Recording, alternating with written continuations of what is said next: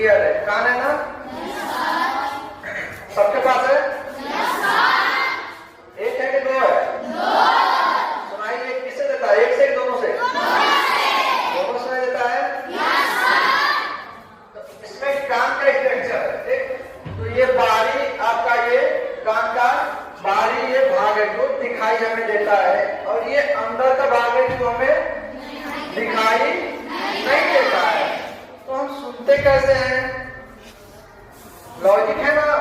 तो देखो, देखिए ये हमारे कान का स्ट्रक्चर है, ये बाहरी भाग है जो पकड़ के मम्मी खींचती है। हाँ, ये तो सबको पता है। जब कोई ध्वनि, कोई भी आवाज जब हमारे कानों के अंदर जाता है, प्रवेश करता है, तो यहाँ पे क्या है? ड्रम होता है, कान का पर्दा। कान का पर्दा देखे हैं?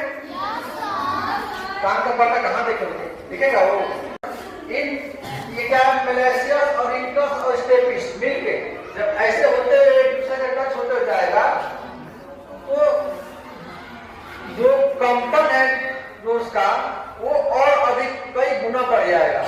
कितना बढ़ जाएगा? कई गुना, ठीक। जब कई गुना बढ़ेगा तो ये क्या करेगा? इसको बोलते हैं कोक्लिया। सिर्फ भोगे, जो भोगा देखे है, जो जोक होता है, उसका घर देखे ना, सेम उसी तरह है ना। अब सोचो कि अंदर क्या कर रहा है, लेकिन ये उसके संरचना, उसी के आकार का ये कोक्लिया होता है, जिसके अंदर द्रव्य भरा होता है, पानी, ठीक है, लिक्विड भरा होता है। और जब ये इससे टकराएगा तो ये बोन्स क्या करेंगे? वाइब्रेशन बढ़ जाएगा, आवाज माने उसकी वाइब्रेशन हिलने की गति तेज हो जाएगी, और ये कोक्लिया पर ये स्टेपिस क्या करेगा? हिट करेगा। करते हैं ना, तो यहाँ तक जाता है, यहाँ पर आते आते यहाँ टच हुआ, इतना ज्यादा पेन होगा, इतना दर्द होगा, उसके अंदर ले जाने की हिम्मत ही नहीं पड़ेगी। और इस पर टच हुआ तो बहुत ही भयानक दर्द होगा, ठीक है। तो ये सेफ्टी के लिए आता है। इस पर जब आप कोई भी ध्वनि, कोई भी आवाज, चाहे डीजे का हो, चाहे किसी के बोलने का हो, आगे कहाँ टकराएगा? आपका कान के पर्दे पर टकराएगा आवाज।